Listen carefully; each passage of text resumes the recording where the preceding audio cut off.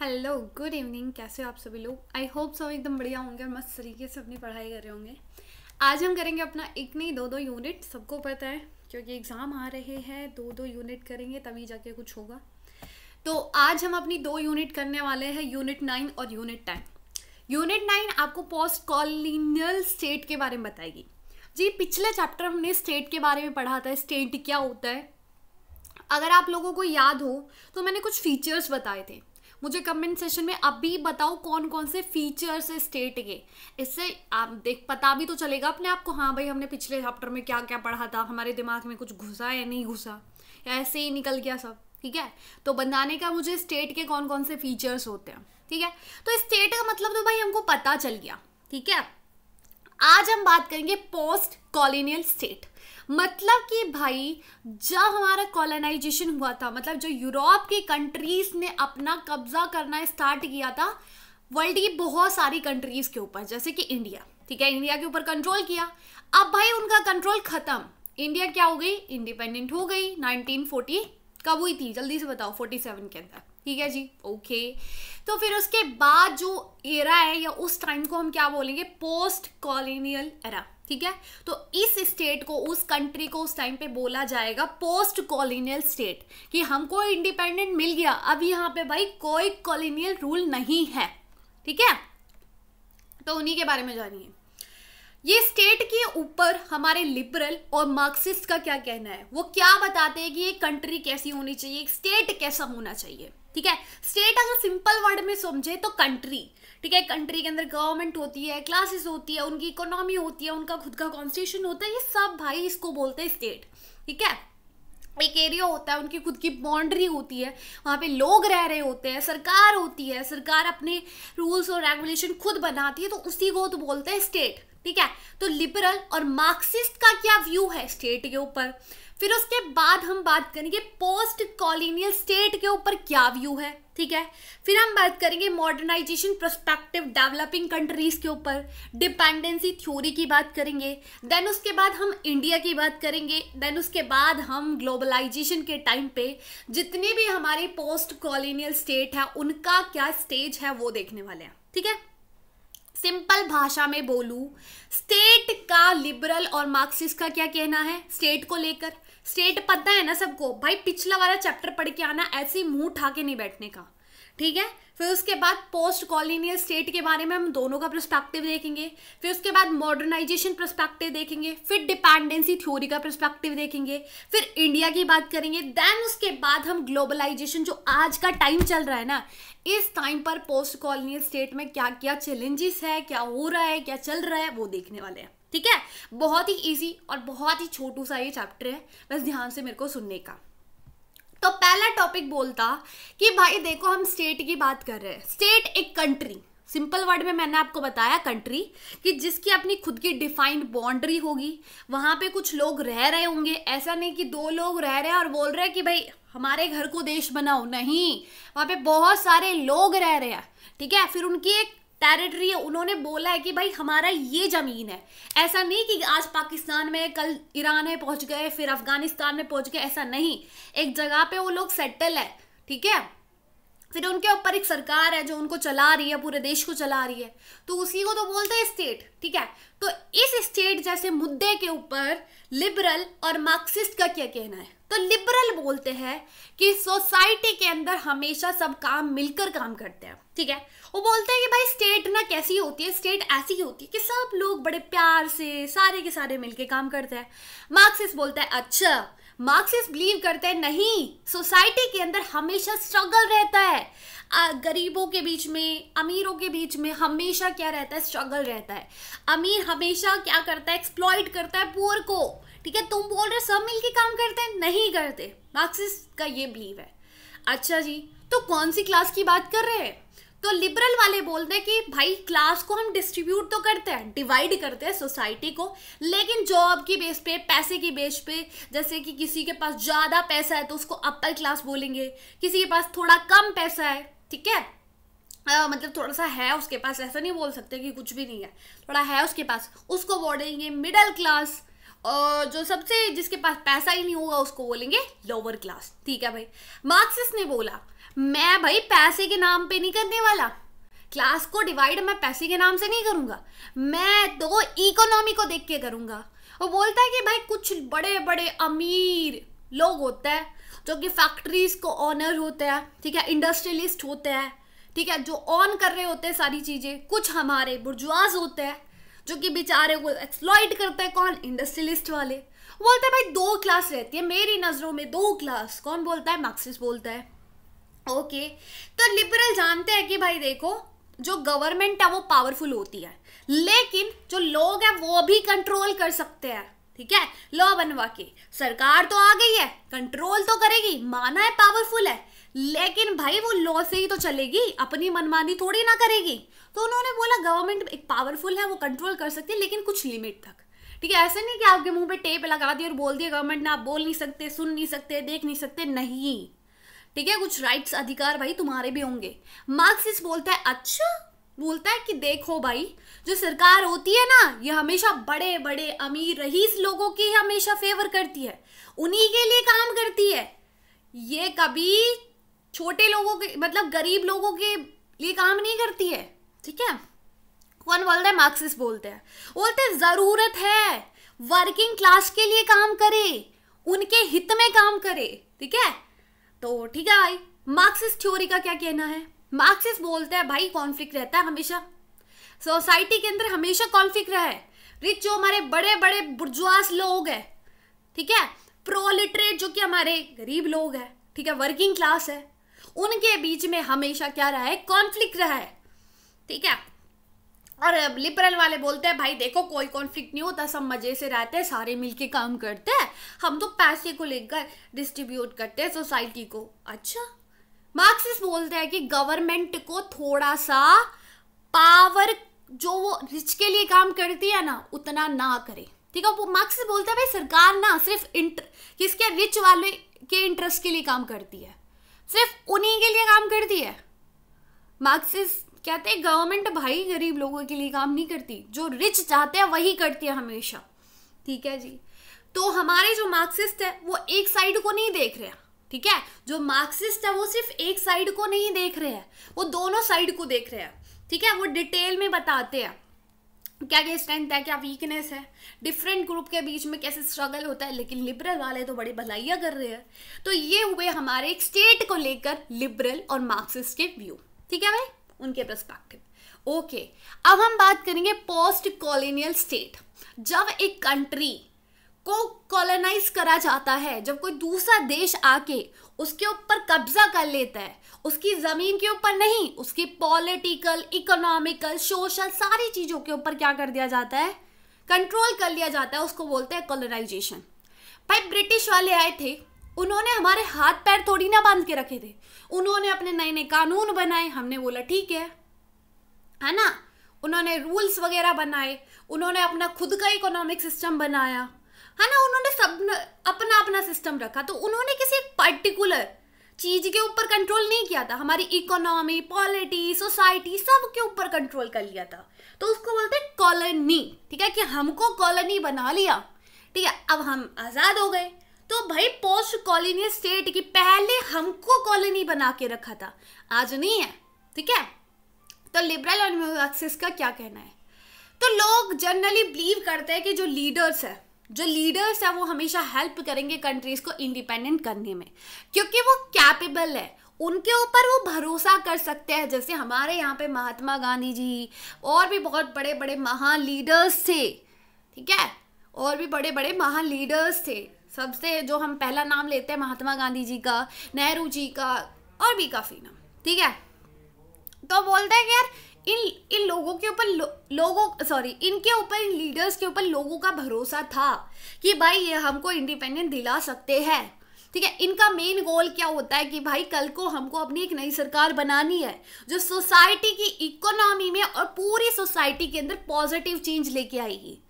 देखो, जब हम आज़ादी के लिए डिमांड कर रहे थे तो हमारी क्या गोल था कि भाई हम किसी के कंट्रोल में नहीं रहना चाहते, हम चाहते हम आज़ाद हो, फिर उसके बाद हम अपनी एक नई सरकार लेके आए जो हमारी सोसाइटी में पॉजिटिव चेंज करे। तो यही तो बोल रहे हैं।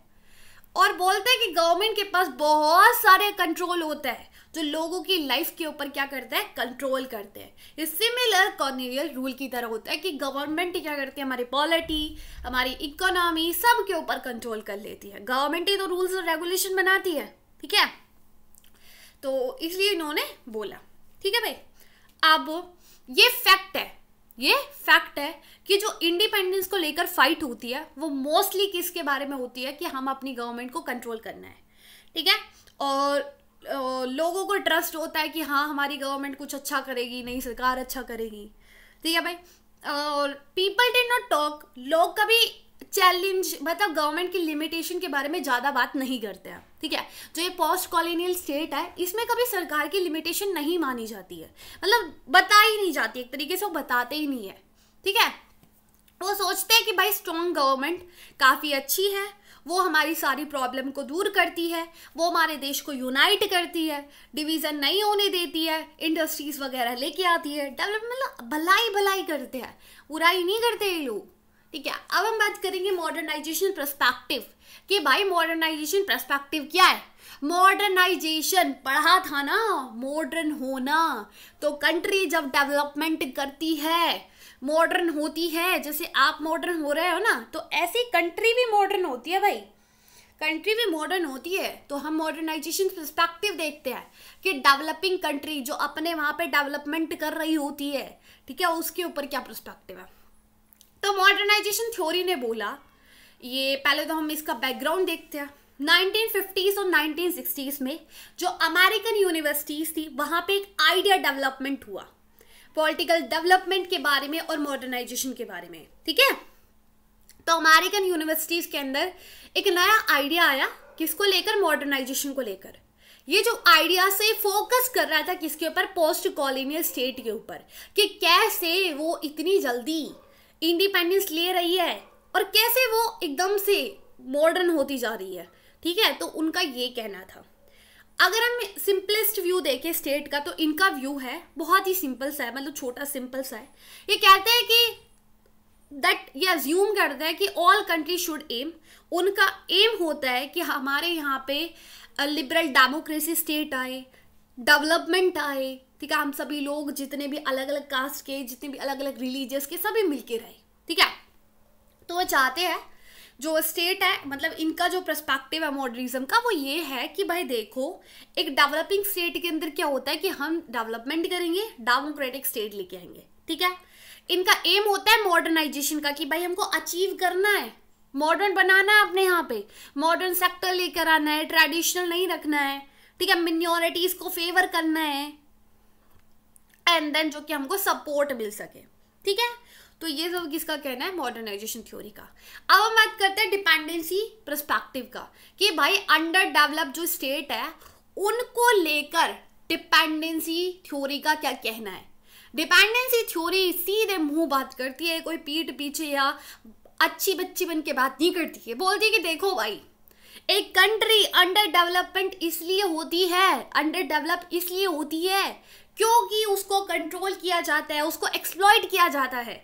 जैसे ये यूरोप के पहले आए थे, फिर कंट्रोल करके गए, हमारे यहाँ से सारी चीज़ों को निकाल गए, हमको एक्सप्लॉइट कर गए, तभी तो आज हम डेवलपिंग कंट्री है। वरना भारत को सोने की चिड़िया बोला जाता था, आज ये भी डेवलप्ड कंट्री होती। तो बोलते हैं भाई देखो जितनी भी अंडर डेवलप कंट्री है उनका जो पास्ट है वो हमेशा कॉलोनिज्म रहा होगा, तभी वो अंडर डेवलप है, ठीक है, तभी वो क्या है, अंडर डेवलप है, ठीक है। ये सिंपल पूरा ब्लेम करते हैं किसको, वेस्टर्न डोमिनेशन को, कि भाई वेस्टर्न के जो लोग हैं ना, जो वेस्टर्न कंट्रीज है, लोग नहीं वेस्टर्न कंट्रीज है, जिन्होंने भी कंट्रोल करा, जिन्होंने भी कॉलोनी बनाया, उन्हीं ने ही क्या करा, आज कंट्री को अंडर डेवलप कर दिया क्योंकि उन्होंने एक्सप्लॉइट किया था, ठीक है। इनका क्या कहना है ग्लोबल इकोनॉमिक सिस्टम के ऊपर।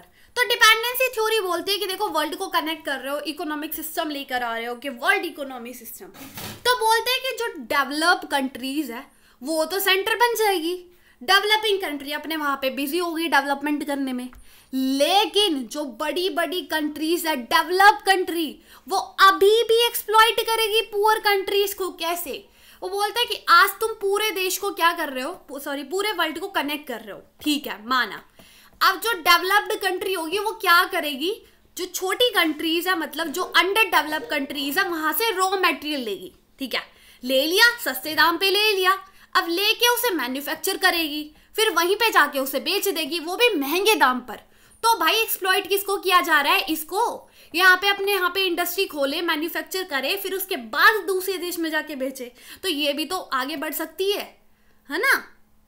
तो बोलते हैं भाई एक्सप्लॉइट किया जा रहा है। Role of the post colonial state, वो बताते हैं क्या रोल है, तो ये आर्ग्यू करते हैं कि जो पोस्ट कॉलोनियल स्टेट होती है ना, पोस्ट कॉलोनियल स्टेट, वो कभी इंडिपेंडेंट नहीं होती है, ठीक है। वो बोलते हैं कभी इंडिपेंडेंट नहीं होती है, वो इनडायरेक्टली या डायरेक्टली इंडिपेंडेंट होने के बाद भी वो डिपेंड रहती है, ठीक है, वो डिपेंड रहती है। जैसे आज इंडिया को देख लो, आज हम अपने आप को इंडिपेंडेंट बताते हैं, लेकिन हमारी चाइना से एक नहीं बनती, फिर भी हम उससे एक्सपोर्ट करते हैं। क्यों करते हैं, क्योंकि हम उसके ऊपर डिपेंड है, इसलिए। अब इतना खरारा जवाब दिया किसने, डिपेंडेंसी थ्योरी ने, तो लोग आगे क्रिटिसाइज करने लगे। लोगों ने बोला कि तुम ऐसे कैसे बोल सकते हो, जो कंट्री इंडिपेंडेंट हो रही है वहां पे तो अलग चीजें दिख रही है हमको, वहां पे तो अलग चीजें दिख रही है। उन्होंने बोला कि भाई तुम ऐसे कैसे बोल सकते हो। भाई क्रिटिसिज्म हो या ना हो, डिपेंडेंसी थ्योरी बहुत हेल्प करती है हमको समझाने में कि पोस्ट कॉलोनियल स्टेट कितने सारे इश्यूज को फेस करती है। वो वहाँ की हिस्ट्री, वहाँ के इकोनॉमिक जितनी भी दिक्कतें, परेशानी, बाधाएं आती है, उन सब को हाईलाइट करती है कौन, डिपेंडेंसी थ्योरी, ठीक है भाई, ओके।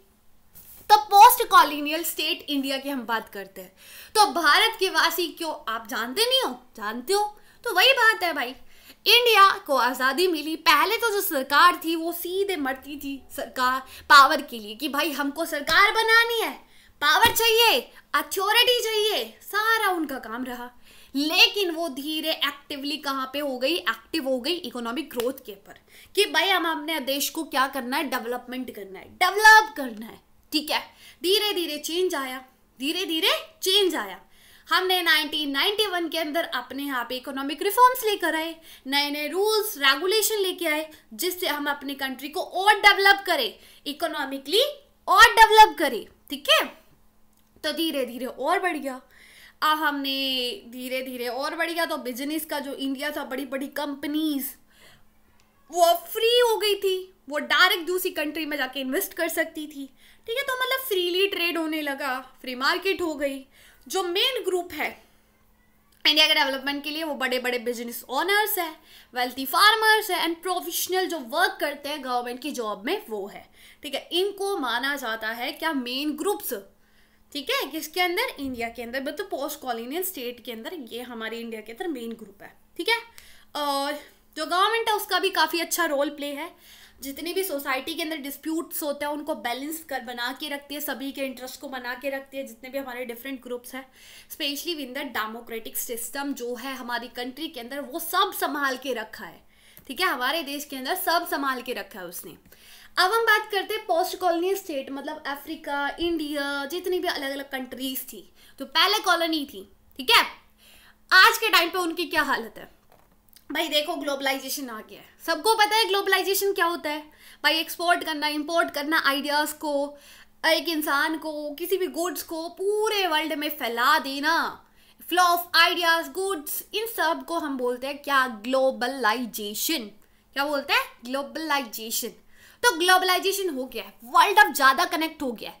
अगर कहीं भी आपस में वॉर होता है, इसराइल में अभी तुमने पता होगा 7 अक्टूबर को वहाँ पे लड़ाई छिड़ गई थी, है ना, हमास से, तो हमको भाई उसी दिन पता चल गया क्या पड़ोस में है इसराइल, नहीं काफ़ी दूर है भाई, काफ़ी दूर है ना। अगर मैं आपसे बोलूँ पैदल चल के जाओ तो पता चल जाएगा कितना दूर है, लेकिन हमको एक दिन में पता चल गया, कैसे, क्योंकि ग्लोबलाइजेशन की वजह से हम कनेक्ट है, ठीक है। अब गवर्नमेंट इतनी इंपॉर्टेंट नहीं रही है, अब वो इकोनॉमी को इतना कंट्रोल नहीं कर पा रही है, क्योंकि बिजनेस, ट्रेड, ये सब इंडिपेंडेंट हो गए हैं ग्लोबलाइजेशन के आने से।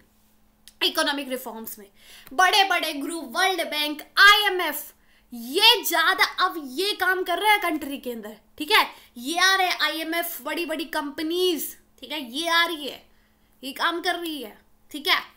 डिसीजन मेकिंग जो है वो अब लोकल लेवल पर हो गई है, ठीक है, लोकल लेवल पर हो गई है, अभी इतना वो सेंट्रल नहीं रहा है। बहुत सारे इकोनॉमिक चेंजेस भी आए हैं कि गवर्नमेंट अब इतना मतलब बिजनेस को नहीं चला रही है, लेकिन कौन चला रही है, मार्केट चला रही है, बड़े बड़े बिजनेसमैन वालों का बड़ा रोल है इकोनॉमी के अंदर, ठीक है। तो काफ़ी अलग अलग हमको क्या दिखे, चेंजेस दिखे ग्लोबलाइजेशन के टाइम पर, ठीक है भाई।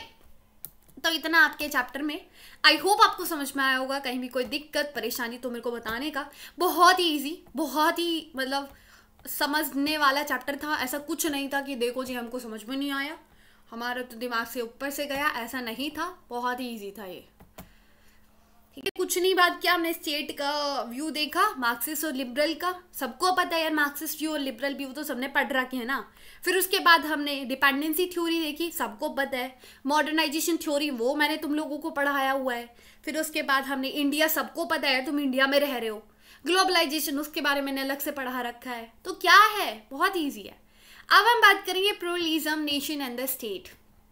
भाई प्लूरलिज्म क्या होता है, तो बहुत सारी अलग अलग जाति, कास्ट, रिलीजियस के लोग रहते हैं। प्लूरलिटी मतलब भाई डिफरेंसेस, डाइवर्सिटी। नेशन, नेशनहुड बोलता है ना कि अपने देश के लिए प्यार है, भाई नेशन है अपना। स्टेट, स्टेट तो बारे में मैंने बताया है यार, कितनी बार सुनोगे तुम मेरे मुंह से स्टेट के बारे में। तो कुछ देखते हैं हम इसके अंदर क्या है। पहला हम बातें करेंगे nation, nationalism and state. Nation क्या होता है, नेशनलिज्म क्या होता है, स्टेट क्या होता है। कुछ लोग ऐसे होंगे जिनको नहीं पता है, तो नहीं पता है तो हम आपको बता देंगे, दिक्कत नहीं लेने का। इथेनिसिटी एंड द स्टेट देखेंगे, कुछ हम बड़े बड़े मूवमेंट्स देखेंगे जिन्होंने मूवमेंट करा, आंदोलन करा, फिर उन्होंने अपना एक नया देश बना लिया, ठीक है। तो काफ़ी बड़े बड़े चैप्टर, मतलब कुछ ही टॉपिक्स हम देखने वाले हैं जो कि इम्पोर्टेंट है आपके लिए। Nation, nationalism in the state. Nation, nation एक ऐसा जगह होता है जहाँ पे लोग क्या करते हैं, सिमिलर चीज़ें करते हैं, ठीक है। वो शेयर द सिमिलर थिंग्स, क्या करते हैं, शेयर करते हैं कुछ सेम चीज़ें, ठीक है। वो चाहते हैं कि अपने आप को अपने तरीके से गवर्न किया जाए, ठीक है। एक ऐसा ग्रुप, एक ऐसा समूह, वो कोई 10-5 लोगों का ग्रुप नहीं है भाई, बहुत बड़ा ग्रुप है जो कि सेम लैंग्वेज, उनकी हिस्ट्री सेम है, ठीक है। वो हमेशा पहले से बहुत टाइम से एक साथ रह रहे हैं, तो वो चाहते हैं कि भाई हमारे ऊपर एक अथॉरिटी हो जो हमको रूल करे, हमको गवर्न करे, तो उसको बोलते हैं नेशन, ठीक है। नेशनलिज्म क्या होता है कि भाई अब फीलिंग प्राउड, प्राउड फील करना, ठीक है, या अपने नेशन को सपोर्ट करना, अपने देश को सपोर्ट करना। जो ऊपर बात किया ना हमने कि एक ऐसी जगह है जहाँ पे लोग रह रहे हैं, उनका एक सरकार है, तो उसको, उस लैंड को हम क्या बोलेंगे, नेशन, ठीक है। जैसे अपना भारत, ठीक है। तो वो चाहते हैं क्या कि हम कंट्रोल करें अपने खुद के डिसीजन। भाई अपने डिसीजन होने चाहिए, ऐसे नहीं पाकिस्तान में बैठे बैठे लोग हमारे लिए लॉ वगैरह बना रहे हैं, नहीं। हमको अपने खुद के कानून चाहिए, हमको अपने खुद के रूल चाहिए, ठीक है। खुद के रेगुलेशंस वगैरह चाहिए, किसी दूसरे देश के नहीं चाहिए। हम अपने तरीके से अपने आप को गवर्न करना चाहते हैं, ठीक है। तो ये नेशनलिज्म होता है कि भाई अपने देश के लिए एक अलग ही प्राउड फील करना। स्टेट क्या होता है, स्टेट एक बहुत बड़ा ऑर्गेनाइजेशन होता है, ठीक है, जो क्या करता है, इन्फोर्स करता है रूल को किसी स्पेसिफिक एरियाज के अंदर, जैसे एक कंट्री होती है, ठीक है। तो इसको हम स्टेट बोलते हैं, ठीक है भाई। अब स्टेट और नेशन के बीच में क्या रिलेशन है, स्टेट जो कि चार्ज करता है, और नेशन सबको पता है। नेशन, जब स्टेट होता है, एक कंट्री होती है, मतलब एक गवर्नमेंट होती है तुम्हारे ऊपर। जैसे कि नेशन की अगर हम बात करें, जो फीलिंग है ना कि भाई हमारा भारत देश, ये हमारे अंदर कब आया, जब ये यूरोप वाले आए थे, ठीक है, जब ईस्ट इंडिया कंपनी आई थी, उन्होंने हमारे ऊपर रूल किया, तो उनके आने से भाई हमारे अंदर नेशन की फीलिंग कैसे आई। देखो क्या हुआ था कि उन्होंने क्या करा, एक कानून बनाया कि देखो कुछ ऐसी प्रथाएं होंगी जो सोसाइटी के अंदर कोई भी नहीं करेगा। कुछ रूल्स वगैरह बनाए कि ये करने का, वो करने का, जो सबके लिए था। ऐसा नहीं कि पर्टिकुलर कुछ एक कास्ट के लिए था या एक ग्रुप के लिए था, नहीं, ठीक है। तो हमको पता चला भाई हम सब तो सेम है ना, हम एक जगह पे रह रहे हैं, हम सब सेम है, हमारे लिए रूल्स रेगुलेशन सब सेम है। तो ये एक नेशन की फीलिंग लाने में किसने हेल्प किया, एक स्टेट ने, एक गवर्नमेंट ने, ठीक है। तो एक रिलेशन होता है मल्टी नेशनल, जहाँ पे एक नहीं बहुत 2-3 स्टेट होते हैं, ठीक है। ओके, इथेनिसिटी क्या होता है, इथेनिसिटी मतलब एक आइडेंटिटी, क्या होती है, एक आइडेंटिटी।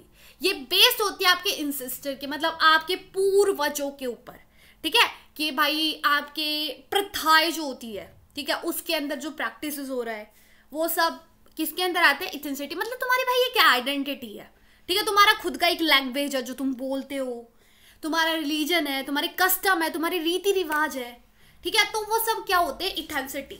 ठीक है, एथिक क्या होता है, एथिक ग्रुप ये पॉलिटिकल आइडेंटिटी होती है, ठीक है, are more about the political identity. ठीक है, एथिक ग्रुप आर अबाउट,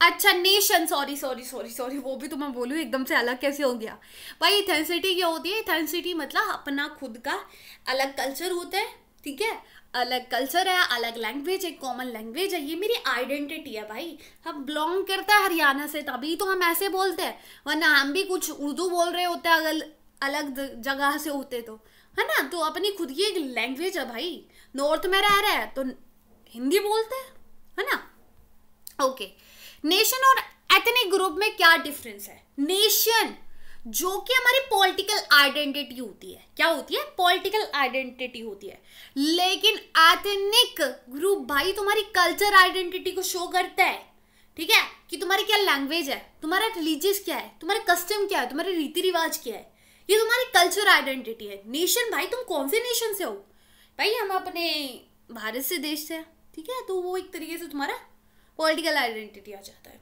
ठीक है। लेकिन जो एथनिक आइडेंटिटी है वो ओवर द टाइम चेंज हो रही है। सेकेंड वर्ल्ड वॉर के बाद लोगों ने मॉडर्नाइजेशन के बारे में सोचा, ठीक है, अपने आप को मॉडर्न करने की बात की, तो जो एथिक आइडेंटिटी थी वो धीरे धीरे क्या होने लगी, कम होने लगी, उसकी जो इंपॉर्टेंस थी वो कम होने लगी, ठीक है। सिंस 1960s में जो एथिक्स ग्रुप थे कॉन्फ्लिक्ट बढ़ गए, ठीक है, अब जो स्टेट के बॉर्डर में काफ़ी चैलेंजेस आने लगे। कुछ एथिक ग्रुप बोले भाई हमको अपना अलग देश चाहिए, हम तो अलग दिखते हैं, हमारी लैंग्वेज अलग है, इनकी लैंग्वेज अलग है, तो हमको अलग देश चाहिए, तो काफ़ी बड़ी दिक्कत हो गई। टाइप्स ऑफ एथनिक, भाई ये जो कल्चर आइडेंटिटी होती है कितनी तरह की होती है, ये काफ़ी अलग अलग तरीके की होती है ना। कोई भाई अर्बन मिनॉरिटीज शहर में कुछ अलग ग्रुप है जिनकी अलग लैंग्वेज है, या वो खाना अलग से पकाते हैं, अलग से मतलब अलग तरीके से पकाते हैं, जिसका अलग मतलब थोड़ा डिसेंटिव है यार, कुछ भी खाना पीना रहना सहना कुछ भी हो सकता है। Created by colony state boundaries से मतलब उन्होंने उनको छोड़ दिया, वो भी हो सकता है, उनका अलग हो गए। वो इंडिजिनियस पीपल जो काफ़ी टाइम से जंगलों में रह रहे हैं, ठीक है, काफ़ी टाइम से वो रह रहे हैं, उनको बोलते हैं, ठीक है। ओके, देन उसके बाद जो एथनिक डाइवर्सिटी होती है, नेशन बिल्डिंग। जो एथनिक डाइवर्सिटी होती है, जब तुम्हारे यहाँ पे अलग अलग डाइवर्स ग्रुप तुमको दिखेगा ना, ठीक है, तो तुम्हारे यहाँ पे जो बहुत सारी स्टेट है जहाँ पे मतलब अलग अलग डाइवर्सिटी हमको दिखती है, ठीक है, तो कॉम्प्लिकेटेड होता है काफ़ी ज़्यादा। क्या, जब हम अपने देश को यूनिफाइड करते हैं, जब हम एक देश बनाते हैं ना, तो काफ़ी बड़े बड़े चैलेंजेस आते हैं। आप सभी को पता है नॉर्थ ईस्ट में कितने मूवमेंट देखे हमने, कितने चैलेंजेस आए हैं, है ना। काफ़ी अलग अलग रिलीजियस में हमने अलग अलग लड़ाइयाँ देखी है जो मांग करते हैं अपने खुद के देश के लिए, है ना। तो वही है यार, कभी कभी जो एथनिक ग्रुप है उनका बॉर्डर अलग होता है, बोलते हैं हम जंगलों में रहेंगे, हम भाई पाकिस्तान के जंगल कहाँ से आ गए, वहाँ पे बांग्लादेश का आधा जंगल है और कुछ बंगाल का है, बोलेंगे नहीं भाई ये तो हमारा इलाका है, कैसे बांग्लादेश और बंगाल को अलग कर रहे हो, हम तो पहले से रह रहे हैं, हमारे तो पूर्वज ही रहते आ रहे हैं, ठीक है। तो कभी कभी पॉलिटिकल बॉर्डर और एथनिक बॉर्डर मैच नहीं करता है, ठीक है। या फिर ऐसा जैसे कि हमारा यूपी हो गया और ये हरियाणा हो गया, अब यहाँ पे बीच में हरियाणा आधा यूपी के बीच में जंगलों में क्या रह रहे हैं, एक जाति रह रही है, ट्राइब रह रही है, ठीक है, इसका खाना पीना बिल्कुल अलग है, रहन सहन अलग है। तो क्या बोलेंगे कि हम यूपी के अंदर रहते हैं, ये बोलेंगे नहीं हम हरियाणा के, वो बोलेंगे भाई हम तो पहले से रह रहे हैं, हमारा जगह ही है, हम ऐसा नहीं कि यूपी अलग है हमारे लिए और ये अलग है, नहीं ये एक ही इलाका है, ठीक है। तो कभी कभी इनको बॉर्डर कभी इनका मैच नहीं करता है, ठीक है। कुछ हम बड़े बड़े मूवमेंट्स देखेंगे जो कि जिन्होंने अपना अलग देश बनाया है। तो कोल्ड वॉर के बाद बहुत सी कंट्रीज है जहाँ पे हमको बहुत बड़ी बड़ी प्रॉब्लम्स दिखती है। तो एक जो सबसे बड़ी प्रॉब्लम है वो है हमारी, क्या बताओ क्या था ये, अरे यार ट्रेजेडी, एक सेकेंड यार पानी पीने दो।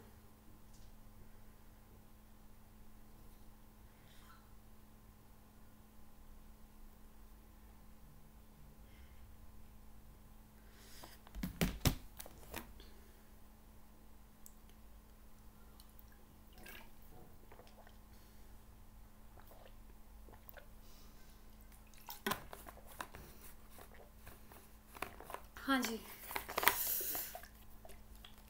देखो भाई, ये एक सबसे बड़ी ट्रेजेडी, अगर एक ऐसा सीरियस हम बताए आपको एक मोमेंट, रवांडा, जो कि हमारा अफ्रीका के अंदर ये कंट्री है। यहाँ पे 2 ग्रुप रहते थे, ठीक है, ये कंट्री है अफ्रीका के अंदर। तो यहाँ पे 2 ग्रुप्स होते हैं, एक हतूस एक तुतीश, ठीक है, नहीं बार देख लेना, हतूश और तुतीस, ये 2 अलग अलग ट्राइब रहते थे, अलग अलग ग्रुप रहते थे। तो इनके बीच में आपस में लड़ाई चल रही थी यार, हमको अलग होना है, अलग देश बनाना है, ठीक है। तो मेजॉरिटी जो ग्रुप था हतूश, ठीक है, ये ज़्यादा लोग थे, मेजॉरिटी के अंदर थे। तो 1994 के अंदर इन्होंने क्या करा, 800,000 लोगों को मार दिया।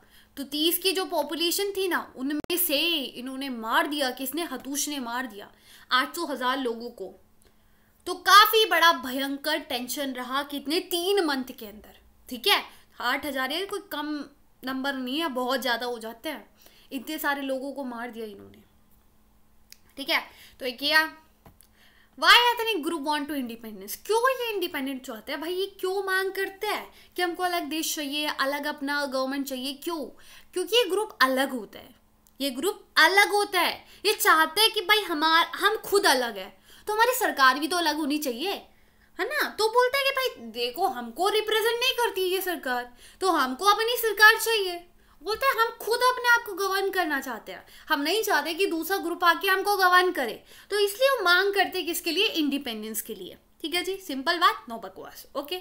नेशनलिज्म डिस्पाइट मनी, भाई नेशनलिज्म की डिमांड जो रिच ग्रुप है, जैसे पस्क्यू एंड कैटलन्स, किसके अंदर, स्पेन के अंदर, ये टूट गई थी, ये क्या हो गई थी, टूट गई थी।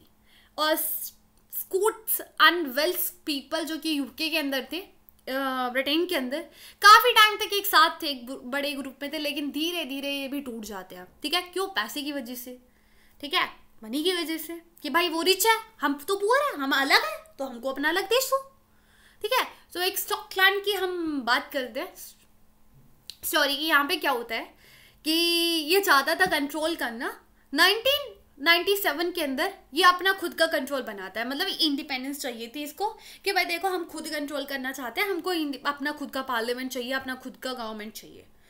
तो यहाँ पे भाई इलेक्शन कराए गए कि भाई बहुत सपने देख रहे हो तुम बड़े बड़े, आज़ादी चाहिए, आज़ादी चाहिए, अपना खुद का देश चाहिए, ठीक है भाई इलेक्शन कराते हैं। तो 55.3% ने मना कर दिया कि हमको आज़ादी नहीं चाहिए, 44.7% लोगों ने हाँ किया, बोला हाँ हमको आज़ादी चाहिए, ठीक है। तो देख रहे हो, लोग ही डिमांड नहीं करते हैं। तो कुछ अप्रोचेस की बात करते हैं। पैरामोडिलिस्ट, ये अप्रोच क्या बोलती है? अप्रोच बोलती है कि देखो भाई, नेशन और नेशनलिज्म जो होते हैं बहुत ही डीप रूट होती है, हिस्टोरिकली डीप होती है, काफ़ी टाइम से हम रह रहे हैं इस जमीन पे भाई, जब से जन्म हुआ है ना, जब से इंडिया के अंदर है, तो कैसे तुम उनको अलग कर दोगे, ठीक है। व्यू पॉइंट क्या होता है इनका, कि एथेनिसिटी, रिलीजियस, रेस, लैंग्वेज वगैरह, ये होती है नेशनलिज्म। इसको ये एलिमेंट्स बताते हैं जो लोगों को बांट के रखते हैं, बोलते हैं यही तो सारी चीज़ें जो लोगों को बांट के रखती है। मॉडर्निस्ट क्या है? मॉडर्निस्ट बोलता है भाई देखो, मैं इसकी कहने पे नहीं मानता, ठीक है। जो ऊपर हमने अप्रोच पढ़ा, ये बोलते हैं यार मैं इससे सपोर्ट नहीं करता, मैं इसकी नहीं मानता। वो बोलते हैं कि नेशन और जो नेशनलिज्म है वो मॉडर्नाइजेशन का प्रोडक्ट है, जब मॉडर्नाइजेशन लेके आओगे तो नेशनलिज्म भी आ जाएगा, इंडस्ट्रियलिज्म, कैपिटलिज्म, एक नेशनल एडमिनिस्ट्रेशन लेके आओ, एक सेक्युलर कल्चर बना के रखो, कोई इनइक्वालिटी नहीं होनी चाहिए, तो उससे तुम्हारा अपने आप फॉर्मेशन हो जाएगा स्टेट का। ये मॉडर्निस्ट अप्रोच है। इको सिंबलिक का क्या कहना है? वो बोलते हैं कि ना हम प्रीमॉडर्निज्म और मॉडर्निज्म दोनों से सहमत नहीं है। वो बोलते हैं भाई एक नेशनलिज्म की फीलिंग एक सिंबल से आती है, मेमोरीज, वैल्यूज, मिथ, ठीक है, ये सब शेप करते हैं किसको? नेशनलिज्म को। वो बोलते हैं नहीं भाई हम नहीं मानते इस बात को, ठीक है। ओके, मिनॉरिटीज कितनी टाइप की होती है? मिनॉरिटीज 2 टाइप की होती है, एक अपने देश की मिनॉरिटीज होती है, एक अलग देश की होती है। भाई अपने देश में रह रहे हैं, अपना खुद का अलग कल्चर है, अपना खुद का लैंग्वेज है, ठीक है, और अपना खुद का है भाई अलग कल्चर, ठीक है। तो इसको बोलेंगे नेशन मिनॉरिटीज की भाई रह तो हम अपने देश में रहे हैं, ठीक है, जैसे हम कहीं जंगलों में रह रहे हैं ठीक है, तो अपना खाना पकाना, रहना सहना, कपड़े पहनने का सबका ढंग अलग होगा ना, तो हम अपने देश के ही है, तो हम मिनॉरिटीज ग्रुप है, ठीक है। इमिग्रेंट्स जो कि माइग्रेट होके आते हैं दूसरे ग्रुप में, ठीक है, माइग्रेट होके आते हैं लोग, हमारे देश के नहीं होते, जैसे देखिए ना बांग्लादेशी लोग माइग्रेट होके आ जाते हैं, ठीक है, दूसरे देशों से लोग माइग्रेट होके आ जाते हैं, तो ये इमिग्रेंट मिनॉरिटीज होती है, ठीक है। एक छोटे ग्रुप, भाई पूरा बांग्लादेश थोड़ी ना उठ के इंडिया के अंदर आ जाएगा, जो मेजॉरिटी में हो जाएगी, नहीं भाई, मिनॉरिटीज कुछ लोग आ गए हैं तो उसको मिनॉरिटीज ही तो बोलेंगे, जिनके प्रैक्टिस एजुकेशन सब अलग होगा, ओके। तो सिविल एंड पॉलिटिकल राइट हर किसी के, मतलब कौन कौन से मैकेनिज्म है, ठीक है, जिससे हम क्या कर सकते हैं कि इनको थोड़ा शांत कर सकते हैं। तो सिविल और पॉलिटिकल राइट सभी के लिए एक जैसा रखो, ठीक है, सभी के लिए एक जैसा रखो, ठीक है। राइट्स तो उनको कि वो अपनी खुद की सरकार बनाए, ठीक है। क्या क्या चैलेंजेस है, क्या क्या चैलेंजेस है जो मिनॉरिटीज डिमांड करती है, वो चाहती है कि भी देखो हमको अपना खुद का सरकार चाहिए, हमको अपनी खुद की जुडिशरी चाहिए, हमको सेंट्रल गवर्नमेंट के कंट्रोल में नहीं रहने का, हमको स्टेट गवर्नमेंट के कंट्रोल में नहीं रहने का, हमको अपना खुद का सरकार चाहिए, ओके। अगर आपको ये जो बड़े बड़े मूवमेंट्स होते हैं या अलग देश की डिमांड करते हैं, अगर इनको कम करना है ना, तो उनको अपनी खुद की सेल्फ गवर्नमेंट प्रोवाइड करो, कि भाई तुम अपने लो भाई अपनी सेल्फ गवर्नमेंट रखो, उनको अधिकार दो, ठीक है, जैसे हमने दिया है ना ऐसे ही उनको अधिकार दो, ठीक है। फेडरलिज्म लेके आओ, सेपरेट करो पावर को, ठीक है, सेंट्रल रिलीजियस यूनिट में। भाई ऐसा थोड़ी ना है कि सब पार्लियामेंट में पहुंच जाएंगे सभी कल्चर के लोग, नहीं। अगर तुम किसी एक कल्चर को भी छोड़ दोगे तो वो अपने आप को कहीं ना कहीं समझेंगे कि यार हमको तो रिप्रेजेंट ही नहीं करा जा रहा है, तो कहीं तो उनको रिप्रेजेंट किया जाए, ठीक है। तो इससे आप प्रोटेक्ट कर सकते हो मिनॉरिटीज की राइट्स को, ठीक है, कि कहीं तो हमको भाई प्रोटेक्ट किया जा रहा है। कौन कौन से मैकेनिज्म है उनको राइट्स हो भाई, अधिकार दोगे तो डिमांड कहाँ से करेंगे, उनके अधिकार को प्रोटेक्ट करो कि कल को उनके ऊपर कोई कब्जा ना कर ले, कोई उनके ऊपर कंट्रोल ना करे, ठीक है। और एक लिमिट रखो, फेयर रूल रखो, ठीक है, डिफरेंट कल्चर्स हो भाई, सबके लिए एक जैसे हो, सभी के लिए रूल्स एक जैसे हो। कॉन्फ्लिक्ट हो रहा है तो उसको डील करना सीखे कौन, सरकार, ठीक है। अगर डिफरेंट ग्रुप के बीच में अगर कोई कॉन्फ्लिक्ट हो रहा है तो भाई उसको सहमत करो, थोड़ा सा उसको करो, सिक्योरिटीज दो मिनॉरिटीज को भी, ठीक है। शेयर कर दो पावर को, किसी एक कल्चर के हाथ में पावर नहीं होनी चाहिए, फेडरल सिस्टम होना चाहिए। इतना मेथड होने के बाद भी आज भी कंट्रीज के अंदर बहुत सारे चैलेंजेस आते हैं जो कि हमारे पॉलिटिकल वाले कभी कभी मिसयूज कर देते हैं। अगर हम इंडिया की बात करें तो इंडिया जहाँ पे बहुत सारे रिलीजियस ग्रुप है, बहुत सारे, सभी को पता है, अलग अलग कल्चर है, सबका अपना रहने सहने का अलग ढंग है, कोई देर से उठता है कोई सुबह उठता है, इसका मतलब ये नहीं है, ठीक है, सबका अपना अलग रहना सहना है यार, कोई कुछ खाता है कोई कुछ खाता है, ठीक है, कोई अलग तरीके के कपड़े पहनता है कोई अलग, ठीक है, किसी के अलग रीति रिवाज है, तो अलग अलग वे ऑफ लाइफ है यार सबकी, लेकिन फिर भी हम एक साथ रहते हैं, ठीक है, एक कॉमन बॉन्ड है हम सबके अंदर, क्योंकि यहाँ पे यूनिटी एंड डाइवर्सिटी है, कि हम एक है भाई, एकता में अनेकता सुना है ना, तो वही है, हम सब एक है, लेकिन हम थोड़े से अलग है यार, थोड़ी सी अलग है, मतलब हमका रहना सहना अलग है, लेकिन है तो हम भारतवासी ना, है तो हम सब भारत के लोग ही ना, ठीक है। लेकिन इतनी बड़ी बड़ी बातें करना यार इतना इजी नहीं है, कभी कभी कॉन्फ्लिक्ट भी हो जाता है, ऐसा नहीं है कि देश ऐसे ही हमारा भारत खुशी खुशी जी रहा है, नहीं, काफी बड़े बड़े कॉन्फ्लिक्ट अराइज होते हैं इंडिया के अंदर भी, लेकिन हम क्या करते हैं, सभी इतने जो डिफरेंस है उनको टॉलरेट करते हैं, हम रिस्पेक्ट करते हैं एक दूसरे की, हम चाहते हैं कि यार हम सब पीसफुल रहे, हमारी सोसाइटी के अंदर कितने अलग अलग कल्चर के लोग रहते हैं, लेकिन हम किसी की बुराई नहीं करते ना, कोई होगा कोई दूसरे जमाने का जो करता होगा, लेकिन अपन तो नहीं करते ना, नहीं करते, ठीक है, और करना भी नहीं चाहिए भाई। और हमारे कुछ आइडियाज ये सारे लिखे हुए, ये रूल्स वगैरह लिखे हुए कंट्री के अंदर, हमारे कॉन्स्टिट्यूशन के अंदर सारी राइट्स वगैरह लिखी हुई है, ठीक है। क्या हम कर सकते हैं भाई, क्या रिलीजियस को फ्रीली हम जिस भी धर्म को मानने का मन है, जैसे भी पूजा करनी है, जैसे भी कीर्तन करना है, जैसे भी आरती करनी है करो, कोई रोकथाम नहीं है, ये फंडामेंटल राइट है हम लोगों के ऊपर। लेकिन काफी चैलेंजेस है, फिर भी चैलेंज है यार, लेकिन जो आइडिया है यूनिटी ऑफ डाइवर्सिटी का, ये काफी बड़ा इंपॉर्टेंट पार्ट है हमारी कंट्री की आइडेंटिटी के लिए, कि इतने डिवीजन होने के बावजूद भी आज भारत देश खड़ा है, उसके अंदर सभी लोग एक है, ठीक है, कि इतने डिफरेंस होने के बावजूद भी हम एक साथ रहते हैं, एक हार्मनी, एक भाईचारा है यार हम सब के अंदर, एक शांति है इंडिया के अंदर, ठीक है। ऐसा नहीं कि भाई दिन आए डेली के डेली हम लड़ते रहते हैं, नहीं। अब तुम बोलो यार हमारे पड़ोसन तो डेली लड़ गया, यार पड़ोसन का अलग मामला होगा, ठीक है, तो ऐसा नहीं होता। तो आज के लिए इतना ही। आई होप आपको समझ में आया होगा। कहीं कोई दिक्कत परेशानी तो मेरे को बताने का। और बहुत ही ईजी चैप्टर था यार, ऐसा कुछ नहीं था।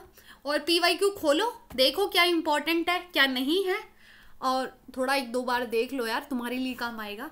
और 20 जब भी तुम्हारा एग्ज़ाम है 22 या 21 को हो जाएगा, 22 को शायद, तो 22 से पहले हो जाएगा। कल 2 यूनिट, फिर उसके बाद 2 यूनिट, 4 यूनिट बची है, वो भी मैं करा दूंगी, ठीक है। और BPAC 108 जिसको भी करना है उसकी नोट्स मैं अपने टेलीग्राम ग्रुप पे प्रोवाइड कर रही हूँ, वहाँ से आप पढ़ सकते हो। उसकी जो वीडियोस है, लेक्चर है, वो आपको अभी नहीं मिल सकता यार, मेरे पास भी इतना टाइम नहीं है, मेरे को भी निकालना पड़ता है टाइम, ठीक है। और नोट्स बनाना भी इतना इजी नहीं होता, वहाँ पे बैठना पड़ता है। और ये सारे नोट्स जो मैं आपको बना के दे रही हूँ वो अलग है, ठीक है। तो थोड़ा सा दया रहम करें, वो मैं बाद में कराऊंगी, लेकिन कराऊंगी ज़रूर, ठीक है। लेकिन अगर आपको एग्ज़ाम में अर्जेंट है, पढ़ना है, कहीं से कुछ मिल नहीं रहा, तो नोट्स मैंने बहुत ईजी लैंग्वेज में टेलीग्राम पे डाले हुए हैं, तो टेलीग्राम को डाउनलोड करें, मेरे ग्रुप को ज्वाइन करें, वहाँ से PDF को डाउनलोड करें, और फिर उस PDF को पढ़ें, थोड़ा बहुत समझे, ना समझ में आए तो मैसेज करें ग्रुप में, फिर हम पुनः आपको समझाएगी, ठीक है भाई। तो अपना ख्याल रखें, ध्यान रखें, bye, take care, all the very best.